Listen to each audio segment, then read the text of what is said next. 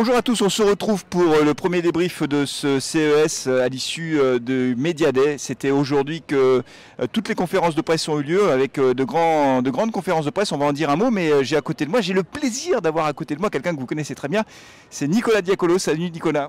Salut Flavien, écoute, c'est un plaisir de te retrouver ici à Las Vegas. Plaisir partagé, écoute. Voilà. Écoute, dans ma nouvelle vie en plus. Et ben voilà, est-ce que tu peux nous en dire un peu plus? Parce que maintenant tu as créé donc ton entreprise. Est-ce que tu peux profiter de l'occasion pour nous en dire deux mots? Merci pour cet instant pub. Effectivement, j'ai lancé Nincotech, qui est une société de conseil pour accompagner les entreprises à la transformation dans le numérique, mais aussi à la prospective et mesurer les enjeux de la tech et comment ça va impacter leur business sur 5 à 10 ans. Des sujets qui te passionnent et que tu connais bien et que tu suis depuis longtemps. On en parlait tout à l'heure, ça doit faire le 10e CES que tu couvres, donc tu connais tout ça par cœur. Une première journée où on a vu beaucoup de conférences de presse, on n'a pas assisté tous les deux à toutes les mêmes conférences de presse. Moi j'avais démarré avec Volkswagen, je vais peut-être commencer par ça parce qu'en fait il y a deux maîtres mots, il y a deux sujets sur lesquels on voudrait revenir avec vous aujourd'hui. Le premier c'est évidemment l'intelligence artificielle qu'on a vu partout. Et il y a un deuxième sujet un peu plus étonnant, on s'y attendait pas, c'est l'hydrogène, on va en dire un mot. On va peut-être commencer par l'intelligence artificielle. On a vu alors Volkswagen avec ChatGPT, j'ai vu Bosch également, intelligence artificielle, Valeo. Là, on vient de sortir la conférence de presse de Sony qui annonce aussi que à l'intérieur de Afila, leur voiture avec Sony Honda Mobility, ils vont lancer, il y aura de l'intelligence artificielle. Cette fois-ci, c'est avec Microsoft. L'intelligence artificielle est partout. Nicolas, concrètement, ça va se matérialiser comment en termes de mobilité à l'intérieur de la voiture? Concrètement, demain, c'est l'interface du conducteur avec son véhicule. Alors, on a déjà la reconnaissance vocale qui existe depuis un certain nombre d'années, mais là, on va vraiment pouvoir limite lui poser la question: quand est-ce que je dois faire la vidange, quand est-ce que je dois changer mes pneus, mes freins et ainsi de suite. Et la voiture vous répondra, pourra potentiellement même prendre rendez-vous automatiquement chez vos garagistes préférés pour faire tout l'entretien. Et c'est vraiment l'idée aussi d'accéder à du contenu de plus en plus facilement via la voix et via la reconnaissance vocale, donc bien évidemment, et l'intelligence artificielle derrière pourrait vous répondre et au-delà simplement de passer le coup de fil à votre femme pour dire que vous serez en retard. Alors c'est de l'intelligence artificielle effectivement conversationnelle, il y a aussi de la générative, et puis il y a un aspect sur lequel tous les constructeurs ont beaucoup insisté, c'est la partie sécurité routière. Les voitures sont, vous le savez, de plus en plus équipées de capteurs, de nanocapteurs, et la voiture demain elle sera capable de détecter, c'est déjà le cas aujourd'hui, ils savent le faire techniquement, mais si vous êtes fatigué, pour vous donner des conseils, il faut s'arrêter. Voilà, donc ça c'est aussi un élément très fort de l'intelligence artificielle, c'est que la voiture sera de plus en plus sûre demain. Oui, c'est ça, c'est-à-dire qu'on a vu tous les capteurs qui mesurent même la façon de vous cligner des yeux, peut mesurer la respiration de votre enfant derrière, dans le cosy, c'est un bébé, enfin voilà. L'environnement extérieur aussi. Et l'environnement extérieur avec une multitude de capteurs qu'on avait déjà vu nous il y a quelques années avec une start-up qui s'appelait Molotov, qui venait de Corée. Et là on voit tous les véhicules qui nous ont présentés mesurent la pollution, le bruit, évidemment l'environnement dans lequel on est, enfin c'est dingue tout ce que la donnée que va pouvoir capter la voiture qui va du coup derrière aussi être monétisée, exploitée par les constructeurs. Ouais, ce qui est dingue aussi, c'est que finalement, cette voiture, cette mobilité qui évolue en permanence, donc maintenant c'est l'intelligence artificielle, on voit que les lignes sont en train de bouger, c'est-à-dire que ce n'est pas le terrain que des constructeurs. On voit évidemment les équipementiers, on a parlé de Valeo, de Bosch, mais il y en a d'autres aussi qui travaillent beaucoup sur ces sujets-là. On voit des équipementiers aussi télécoms qui fournissent des puces, des capteurs, Amazon Web Services, tout le monde se met finalement dans la mobilité, tout le monde veut capter une partie de la valeur, c'est ça qui est fascinant. Oui, c'est ça, c'est ce qu'on a vu sur les autres confs de presse, par exemple Samsung avec ses puces, LG aussi, tous vont développer leurs solutions de software, de puissance de calcul informatique aussi pour mettre à disposition des constructeurs pour alléger, on va dire, le hardware nécessaire pour que la voiture analyse tout l'environnement dans lequel elle est et tende vers cette fameuse voiture autonome dont on attend depuis plusieurs années. Donc c'est vrai que tous ces acteurs-là de l'électronique grand public vont à 100% dans la mobilité qui devient quelque part aussi un hub connecté, un hub numérique et une extension de la maison, de son smartphone et on l'a vu à travers les différentes conférences de presse aujourd'hui.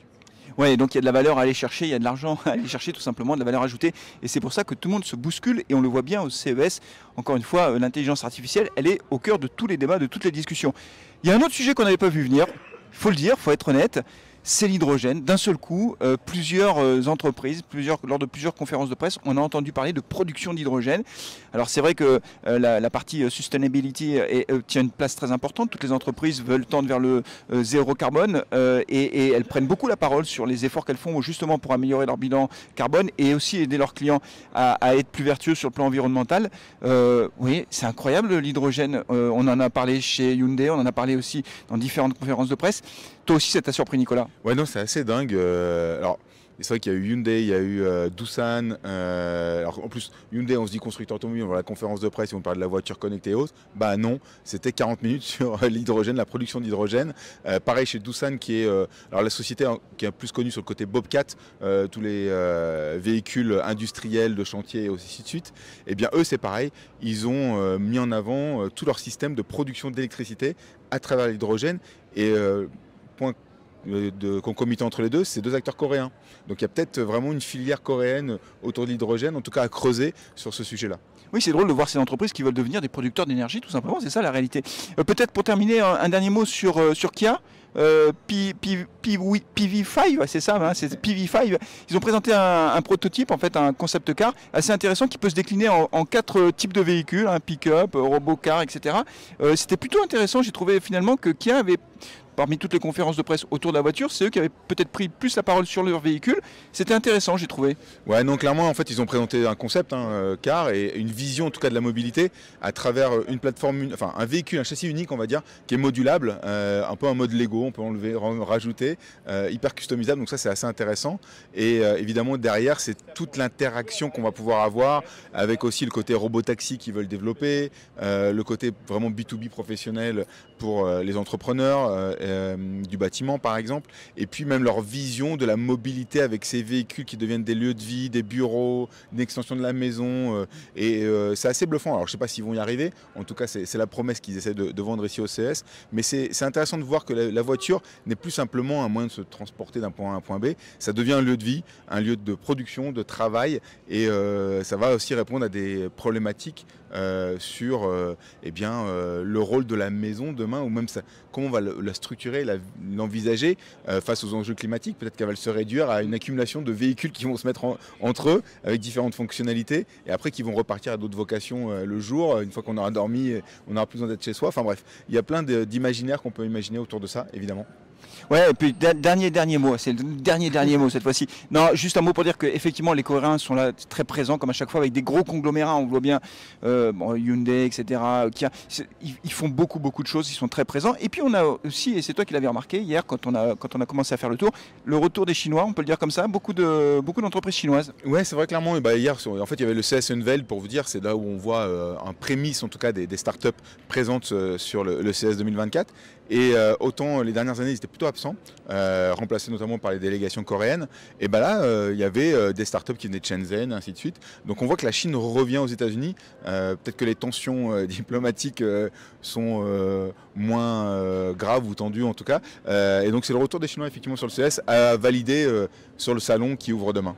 Voilà, il ouvre demain donc au grand public du mardi au jeudi de 12 janvier. Ouverture au grand public, on attend vraiment beaucoup de monde. Il y avait plus de journalistes que l'année dernière, vraiment dans les salles pour les conférences de presse, on était un petit peu serré, mais c'était très intéressant. Voilà, c'est tout pour aujourd'hui. Merci beaucoup d'avoir suivi cette vidéo. À très bientôt, Nicolas, à très bientôt avec Nincotech. Merci Flavien et à très bientôt tout le monde. Et n'hésitez pas à suivre Flavien évidemment et ses débriefs. Merci beaucoup, ciao.